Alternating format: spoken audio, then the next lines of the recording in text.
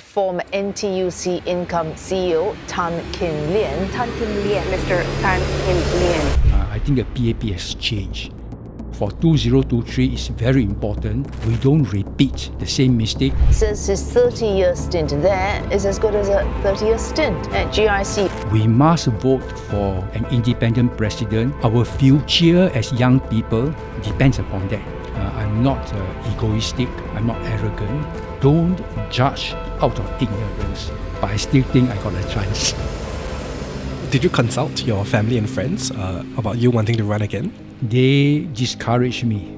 They also think that I have no chance against Mr. Tharman. My children says it might affect their job and their business. I don't want to be overconfident. I don't want to be pessimistic. I need 100 times of this vote. Why should young people vote for you?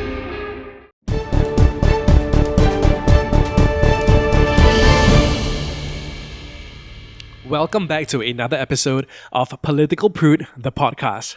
Now guys, in the weeks leading up to this election season, I'm going to be honest and tell you that this was not an episode that I planned for until the very last minute. Now for quite some time, we only had 3 possible candidates in mind, and now we have a 4th. And it's not a new name at all. Mr. Kin Lian ran in the 2011 presidential election and he lost to Mr. Tony Tan. Now, he's back. And this time, he has a former competitor turned supporter, Mr. Jee Say, on his side. Mr. Kin Lian is a prominent Singaporean figure known for his involvement in finance, insurance, and social activism, and for some of us, for his viral, sometimes controversial Facebook posts. He's also best known as the CEO of NTUC Income from 1977 to 2007, and he's also a former member of the PAP.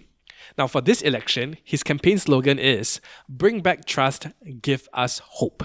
For today, we'll find out why he's running for presidency once again, why he thinks he's confident in winning this time around, and understand his inner workings of his mind. Lastly, we'll also ask him why he should get your vote. Now, before we begin, don't forget to subscribe because there will be so many more episodes coming your way.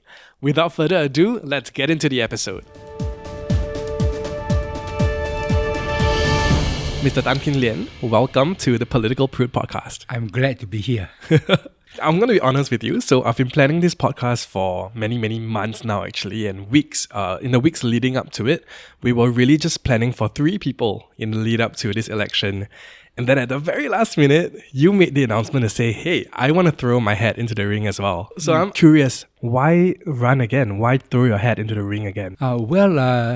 Strangely, the regulation now is so stiff that 2 other candidates that participated in 2011, that is Mr. Tan Cheng Bok and Jee Say, don't qualify. Right. That means it only left me. And several people said, please come in because we want someone who is independent of the government. And we were here I am. Even Jee Say, when he met me at a function, tell me that I must come in because I will represent the people who are independent of the government. Got it. So for those who may not know, because this election will have a lot of first-time voters, Mr. Jee Say was a competitor of yours in the previous 2011 presidential elections. So now, to my surprise, he's one of your proposers, which also means that he's one of the people that suggested your name as a candidate. How did that conversation come about? You would think that as former competitors, you would be kind of like rivals, right? So how did that relationship form, and how did he become a proposer officially? Although we were competitors, doesn't mean we were enemies. We were just representing different approaches, different points of view. So as the years go by and come 2023, Jee Say knew that he doesn't qualify. But he still would like to have someone to represent the independent camp. Independent of the government, and since I was the only one remaining who qualified, he asked me to stand. We met at a function, and he approached me quite fervently, to stand. So when I finally decided to stand, I asked him, "Will you be my proposer?" And he said yes. Now Jee Say has got good qualities. His capability he's very good. So therefore, I do need as many capable people as I need. Understand. So you mentioned that there was a point in time where you said, okay, I'm going to decide to run. Around when did you make that decision? Strangely, it goes like this. When George Goh announced after Tharman, I was actually prepared to stand aside because I think that George Goh would be quite independent. He's not from the government. Although he's connected in some ways, I think there is not very much connection. He's quite independent, so I was quite prepared to stand aside and let George go compete with Tharman. And then later on, Kok Song came in, and then I hear comments from political analysts and lawyers that George Goh will not qualify because he has to put up 5 companies to meet the 500 million requirement. But when the lawyers read the constitution, they say it has to be from 1 company, and there was an exception to say 2 companies, but not 5. So several of the lawyers and analysts say George will not qualify. And then when Kok Song came in, some senior people associated with the government started to make comment that it will be a contest between Tharman and Kok Song. That means they already hinted that George will not qualify. Okay, and that's where I said, okay, if George is not qualifying, I will come in to provide the choice for Singaporeans to elect someone who is independent. So I decided to come in. Now there's still a chance that George might qualify because maybe the government want him to come and split the independent vote, as they did happen in 2011. So there's still a chance that he might qualify, and that would be due to my participation. So, wait, can you just follow up on the last statement? Why do you think it's due to your participation? Well, you see, I'm very likely to qualify because I already passed the requirement. And then if there's a contest between 3 candidates, maybe they want to let George come in to split the votes of the independent. Right. The aim is that the non-establishment voters, the voters that prefer to have a non-establishment president, then the votes will be split between George and me. Right. So the idea is to split the votes. Got it. So my follow-up question is that you also did mention that if, let's say, both of you were to qualify, one of you should step down because of this very reason, right? Of the split votes. Tell me more about that thought process. Okay. I still expect that George will not qualify, and I will be the independent. But there's still a possibility that I don't qualify because we are both in they call it the deliberative track, the second track. And even though I'm confident I qualify, if there was some reading of the financial statement to say, oh, this should be in, this shouldn't be in, there's still a chance that I might be ruled out. And George might come in. So I hope that it's just one of us. If I'm approved and George is not, there's only one independent. If George is approved and I'm not, he's the only independent.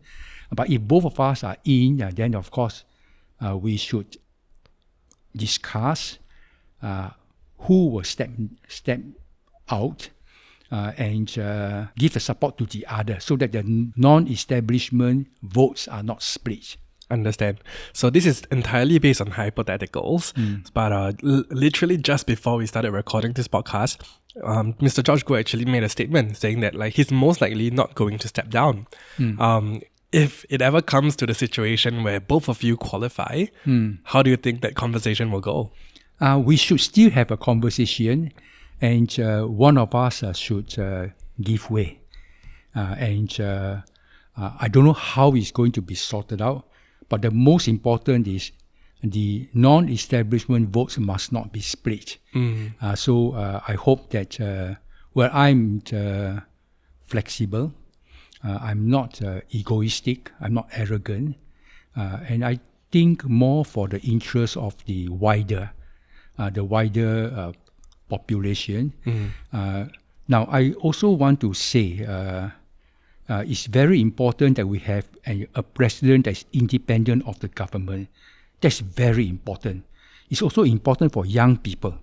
And later on, I will explain why that's the case. It's important for young people to actually say, we must vote for an independent president. Our future as young people depends upon that. So I want that point to come across. Got it. Can we just revisit the 2011 presidential elections? Because you were a participant in that one. In the results, you actually were the candidate that got the lowest number of votes. How did you feel when you saw the results? Initially, I was, of course, very disappointed. But these are lessons in life. They don't last very long. After a short while, I forget entirely about it and I focus on other things. So therefore, I never hold any failure into heart. No, I say these are not important. What is important is what is the final outcome. Sad to say, the final outcome for Singapore is things don't change. The same system of government continue and conditions become worse for the people. So that's the sad part. But of course, that's behind us. So for 2023, it's very important we don't repeat the same mistake and have another 12 years of things are not changing and becoming worse. Of course, this is the way I describe it. Maybe it's unfair, maybe things are not that bad, but many people think things are quite bad.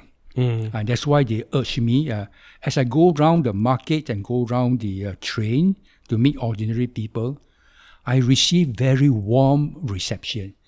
Many people know me, and they were very warm towards me.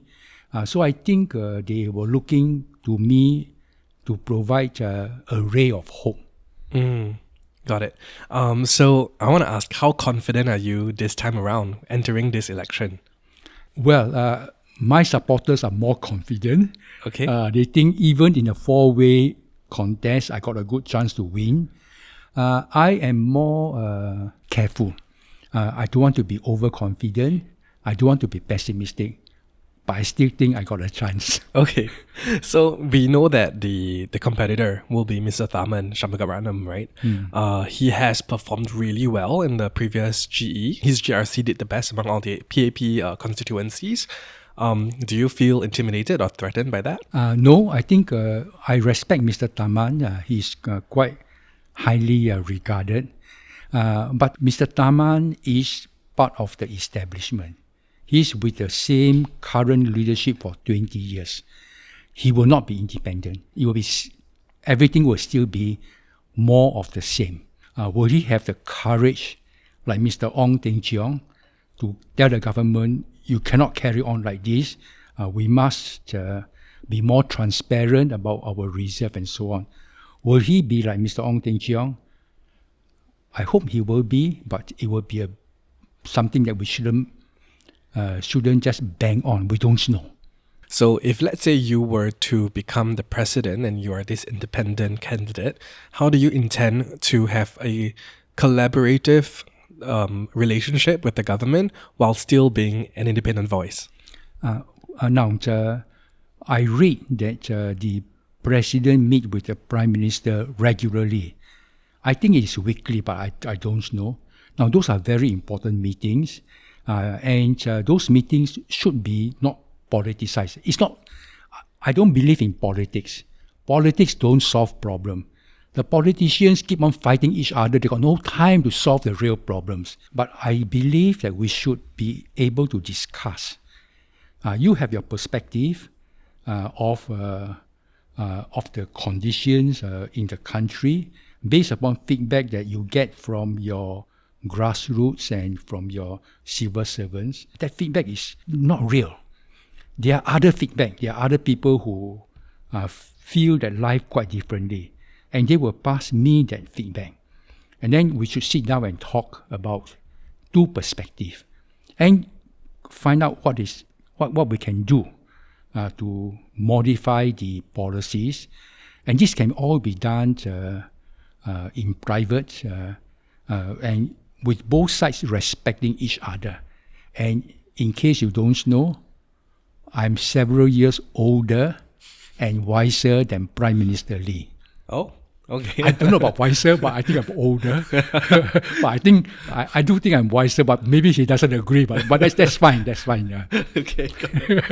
Now let's talk about your key contributions and also your personal achievements. So, looking at your portfolio, you were a former PAP member, serving as a branch secretary at Marine Parade from 1976 to 1979, helping Mr. Goh Chok Tong organize the Experimental Residentials Committee back then. Concurrently, you were also the former NTUC Income Chief Executive from 1977 to 2007, after which you started a business in computer software where you regularly traveled to provide insurance consultancy overseas. So how do you think all these different experiences can help make you a suitable president? Okay, I think my main, I call it achievement, is the 30 years in NTUC income, where the company was $28 million in asset, grew 600 times to 17 billion. So NTUC income was actually quite financially not strong, but when I left, it was a huge financial. So therefore, in terms of looking after people's money carefully, I do have very good experience. I think it would be comparable to GIC, maybe better. Wow. Because we have to gain the trust of 1 million, maybe about 1.5 million people. These are their money. And we manage it in a way that they feel quite happy that the NTUC income did look after them well. So this was my main achievement. Now I want to talk about the period when I was with the PAP. I was with PAP from 1976 to 1985, I think. No, in Marine Parade until 1985. That was the period that I was very active.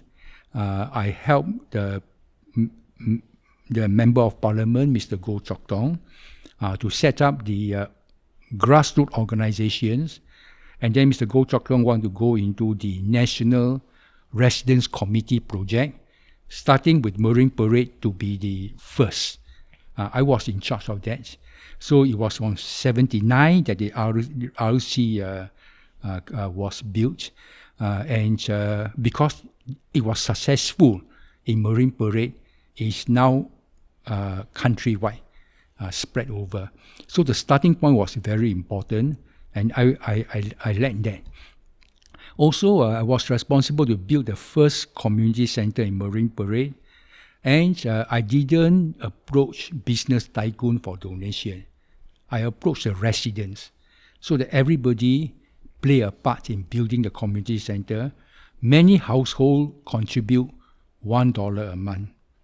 And that was, I think, a magnificent grassroots effort. Today,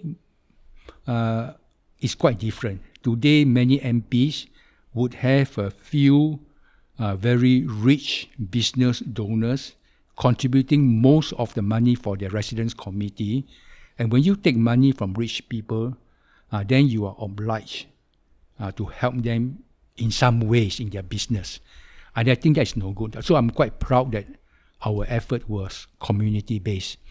Now, I supported the PAP in the old days because the PAP was very much recognized and appreciated by the ordinary people. As the years go by, the PAP become different. And I was quite unhappy about that. I think the PAP has changed. So when it come to 2008, I resigned from the PAP, and that's already 15 years ago. I continue to express views on behalf of ordinary people, and I continue to give suggestions on how things can be improved. The trouble is, my suggestions were not heard I receive reply to acknowledge and nothing happens. But when I'm the president, the suggestions will be heard. So I think it's quite important. And my suggestions will be partly my own observation because I live like an ordinary person. I travel on MRT, I travel on buses. I can see what the problems are. Most Singaporeans will say, there's nothing you can do, just accept it. But I say, no, we can make changes. We can make changes, it doesn't cost money. I can make changes to make life better. So those are my suggestions, but there were also other people who come and say, Mr. Tan, yeah, that's true, you know. For example, now I'm 75 years old. When you are old, then you need to go to the toilet more often. you can't control. It's not just me. It's older people. Okay. When you're at MRT station, you look for a toilet, you can't find it. The signage is very bad, as if the MRT station says, please do your business somewhere else. We don't want you to pee in the toilet, something like that. Mm-hmm. No, I think that's bad. And when I make this statement, other people say, Mr. Tan, that's true. I experienced that as well. So these are not just my point. These are generally other people felt the same problem. Got it. So, you mentioned about still leading a very average, frugal lifestyle. Why so? I mean, you have had such a long career right now. You can enjoy the benefits and the rewards of that career. So why, still live humbly? People who live frugally, not just me, there are quite a number of very wealthy people who live frugally. Living frugally is part of maybe their upbringing. I want to encourage people to live frugally because that's the strength. When you are not overspending, you got the financial strength. So I live frugally.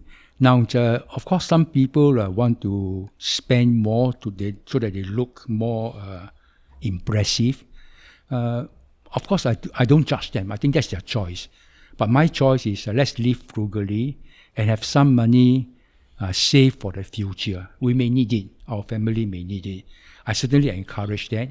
And then, so therefore, the values are quite different. Frugal people will remain frugal because they don't really want to show off. All right, and I hope more people will take the frugal lifestyle. Got it.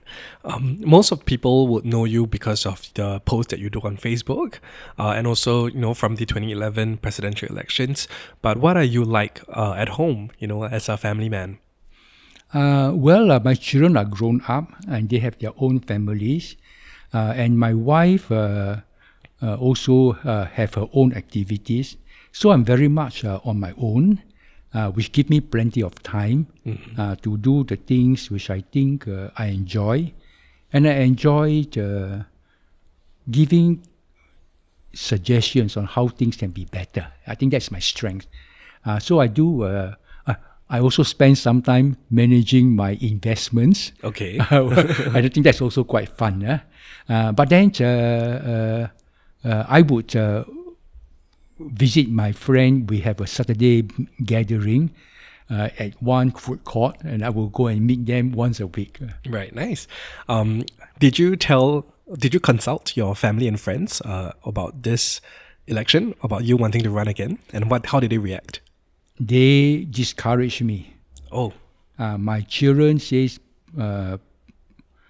please, it might affect their job and their business, and that's very bad for them to feel that way. They also think that I have no chance against Mr. Tharman. They say, look, Mr. Tharman is very popular, you have no chance.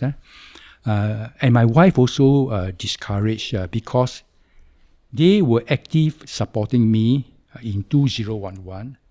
After that, 12 years have passed. There are some people in Singapore, not many, but still quite a few. They are malicious people. They would ridicule, they would abuse my family members and me. I am the subject of a lot of unreasonable, unfair abuses. I think it's very bad. I think these people, anyway I can handle them, I consider them to be malicious. They just want to make other people feel bad. They're malicious people. Now, these people would probably have affected my family as well. So therefore, I'm much stronger. I know how to handle malicious people, and I say, your views don't count. You are malicious. Your views don't count. But I'm also glad to have many supportive people and friends. Anyway, life is like that. It's the good and the bad. And I never let the bad affect me.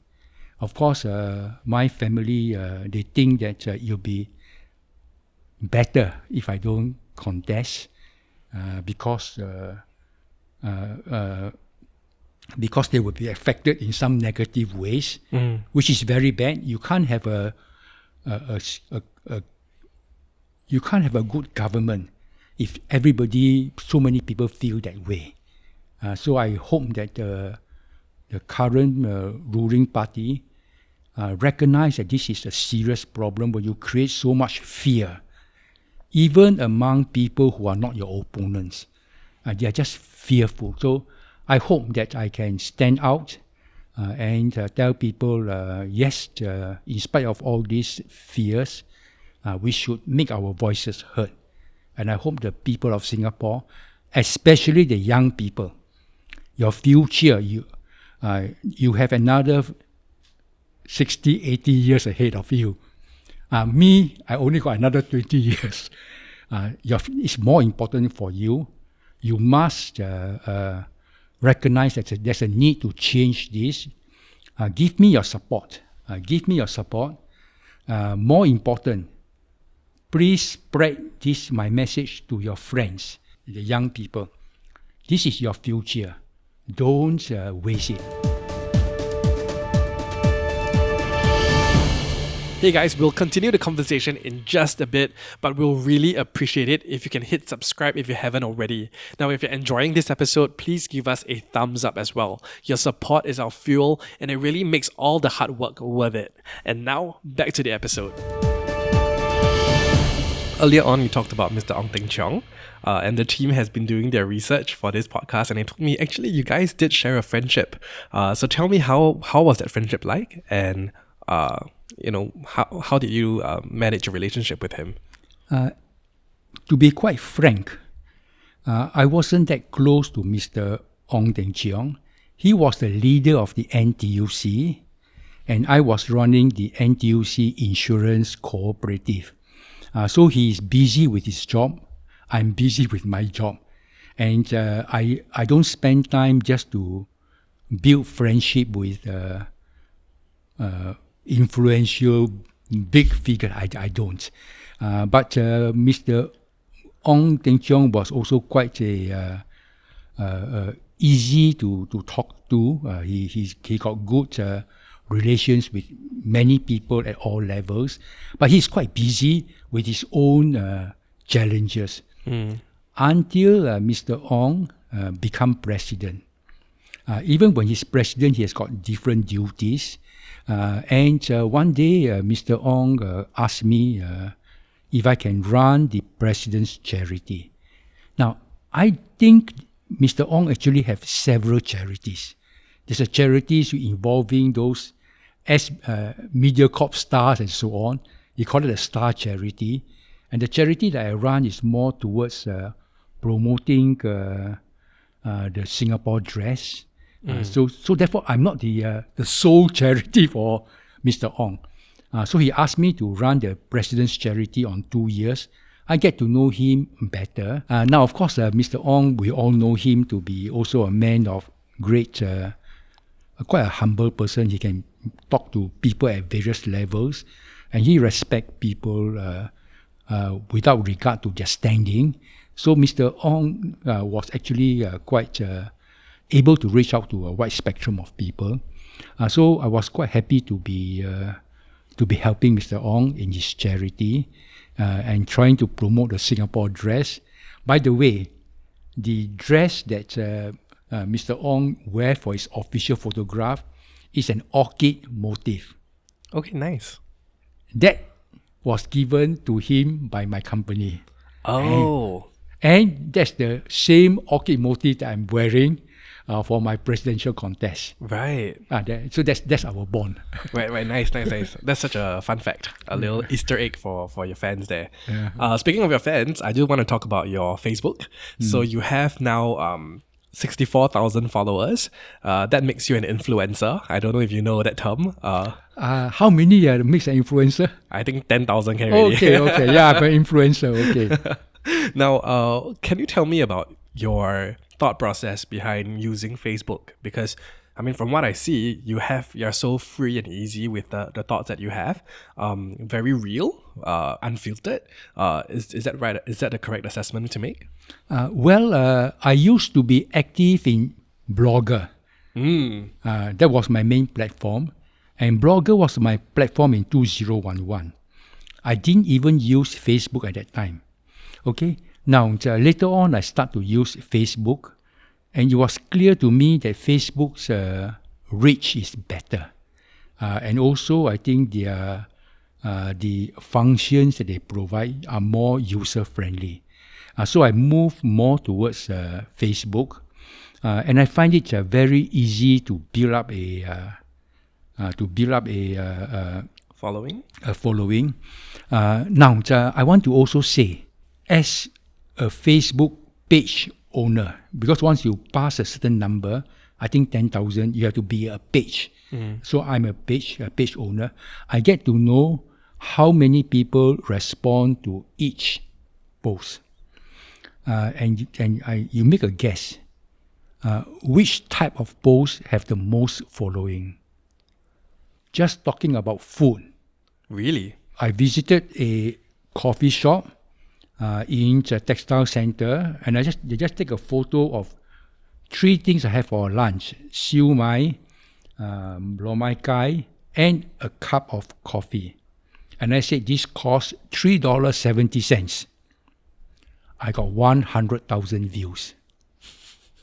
100,000 people see it. The post where I have crossing the road, I crossed the road against a red man. And I said, the road is empty. I mean, there's no cars on the road. Why should I wait 2 minutes for the green man to appear? So I crossed the road. Many people say I'm breaking the law. I said, no. I'm just using my common sense. If the road is empty, why do you wait for the green man?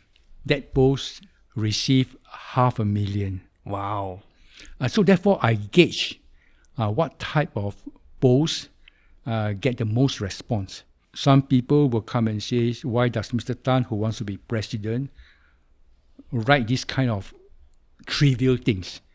So I say, don't judge out of ignorance and don't pass critical remarks too freely. Respect other people. Mr. Tan is not a stupid person. Show respect. Don't be so arrogant to think that you are so smart. So I do want to teach young people, please be humble and please be respectful.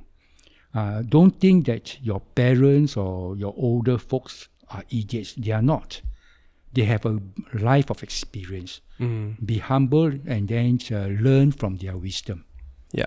So when it comes to social media, and because you are so open with your thoughts and so genuine with the way you interact with people online, some people might not entirely agree with the things that you say, or you might post something that you might think is funny, like for example the bus post with the like Mumbai reference, and then it might have offended some people, right? So do you think it's a double-edged sword to be this open? Okay, I am a tolerant person. I don't take offense too easily.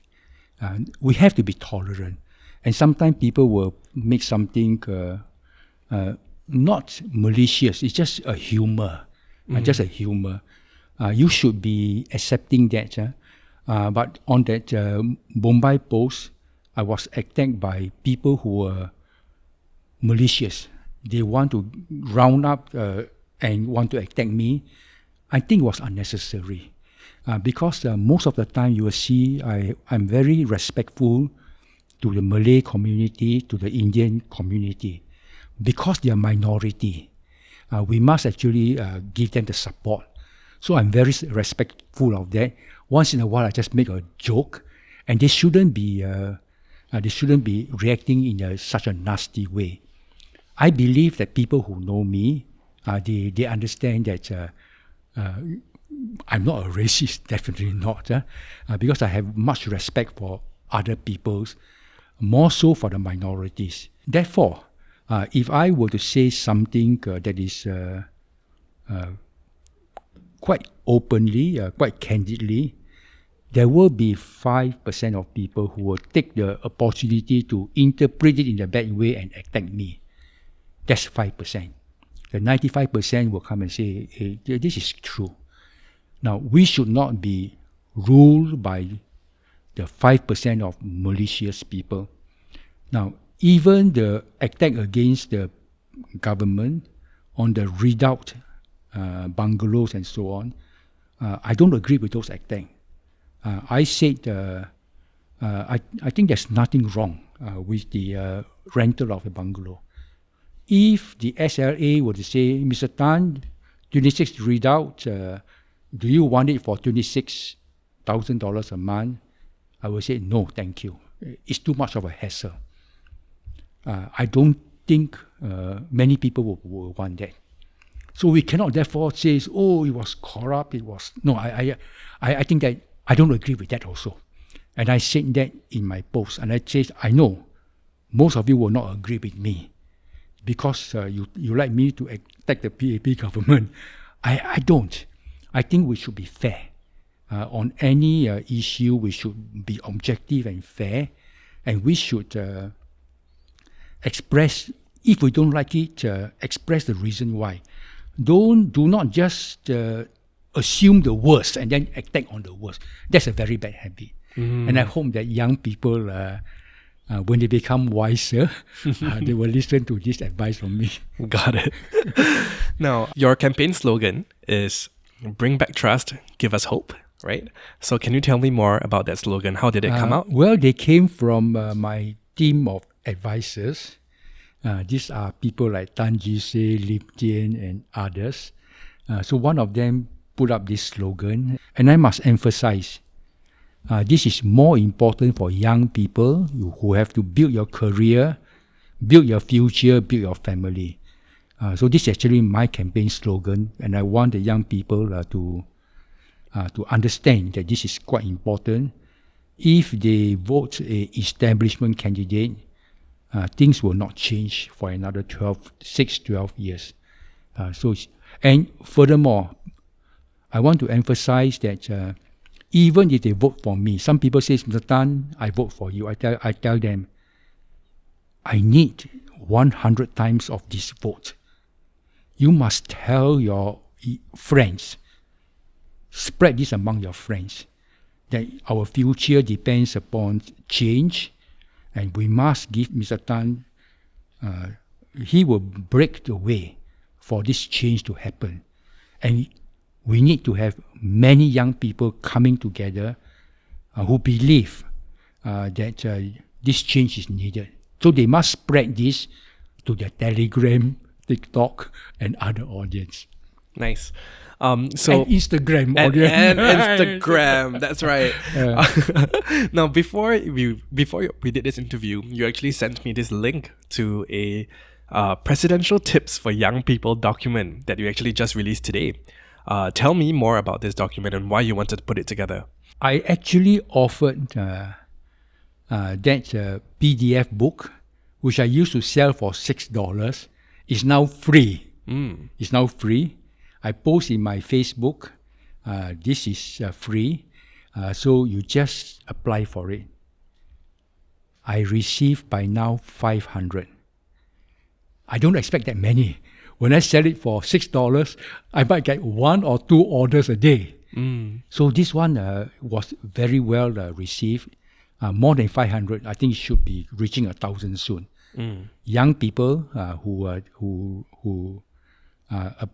got that PDF book, Financial Tips for Young People. From my interaction with young people over the years, financial security, how to invest their money, is key. That's their main concern. Of course, if they want music and entertainment, they can go to Taylor Swift and other people. I'm not an entertainer. They can get entertainment from somewhere else. But when it comes to financial tips, how to save money and how to invest their money, they probably find that I give very good tips. Now, my book is written in very simple language. Many people say they read my book, they understand, they like it. It's not a thick book. It's not. It don't require you to have spend a few months to understand the book. You can understand my book in just one day, maybe 5 hours. But I tell them to read it 3 times, so it's 15 hours. Then you can understand better. So the financial tips for young people is very important.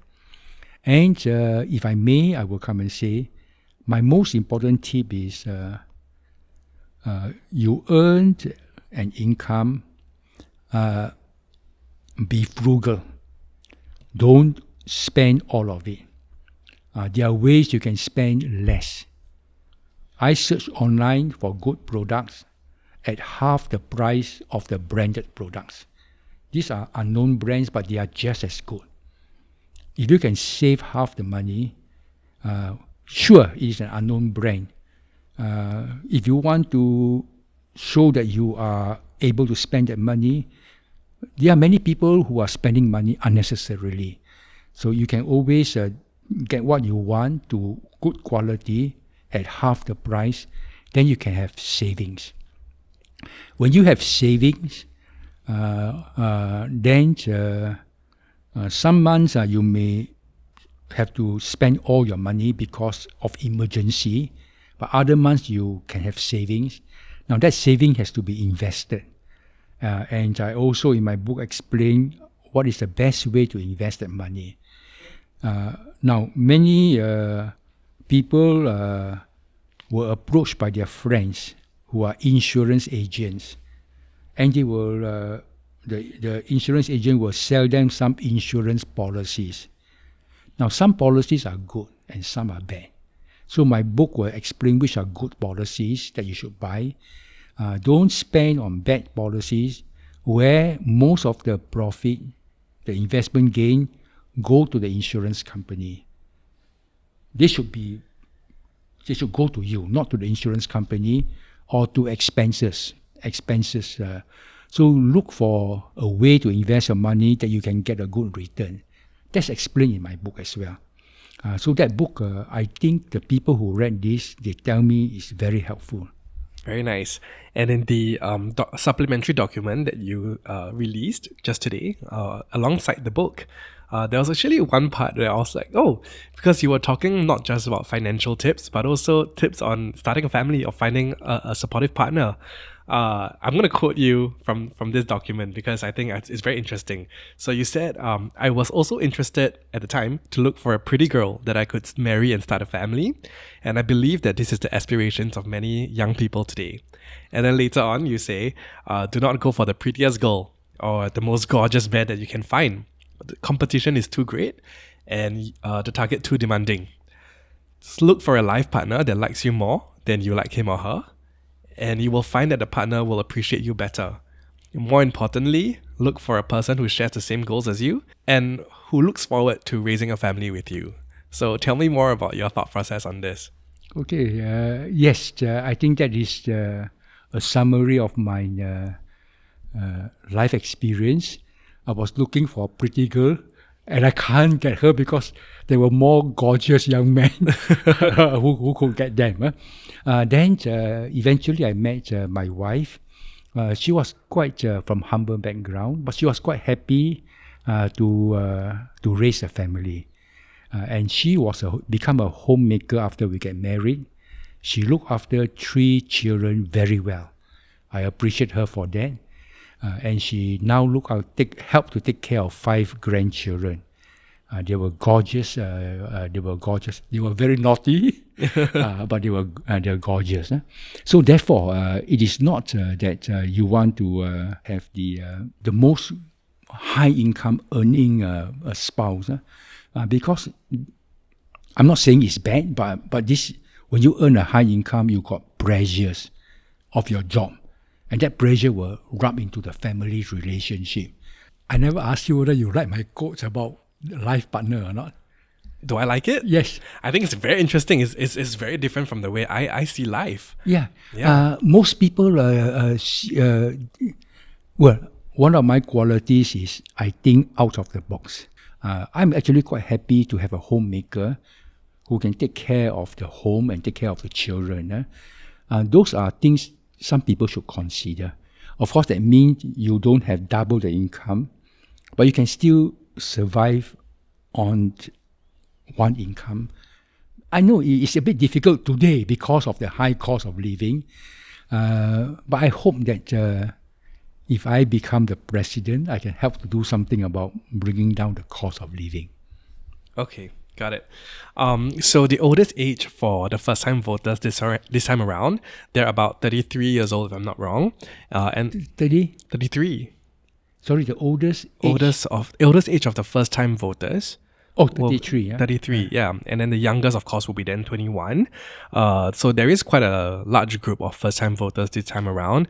Apart from releasing the book, the financial book, what else are you thinking of doing to appeal to them and resonate with them? I talk to podcasts at the Political Prude, of course.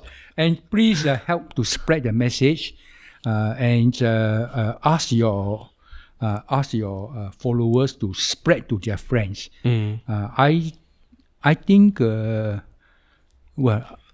of my main target is our young people.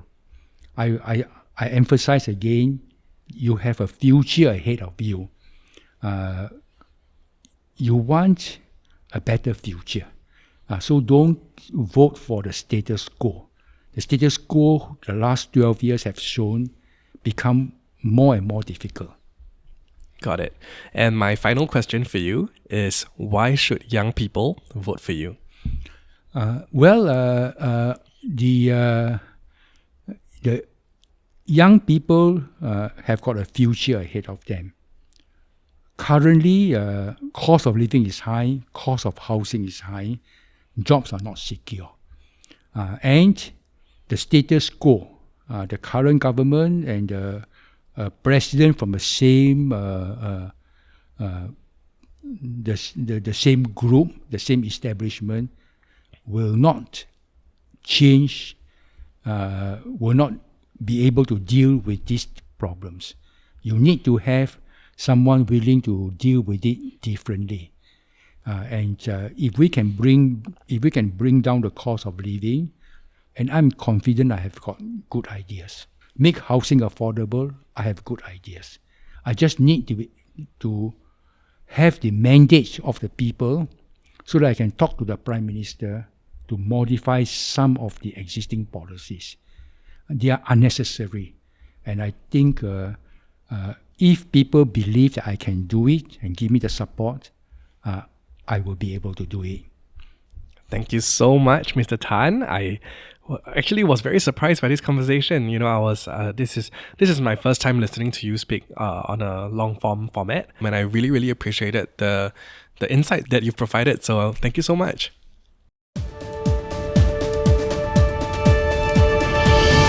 And with that, we have one more episode down. I was genuinely pleasantly surprised by this interview. Mr. Tan showed passion and he was able to answer my questions with conviction. And most importantly, I think he presented himself in a way that was very unlike how he normally would on Facebook. The question is that enough to win you and your vote? We'll find out soon enough. If you enjoyed this episode, spare us a few seconds by clicking on that subscribe button and show us some love by giving this video a thumbs up. Don't forget to also share this podcast with your friends and family if you think it's going to be useful for them. I'll see you in the next episode of Political Prude, the podcast.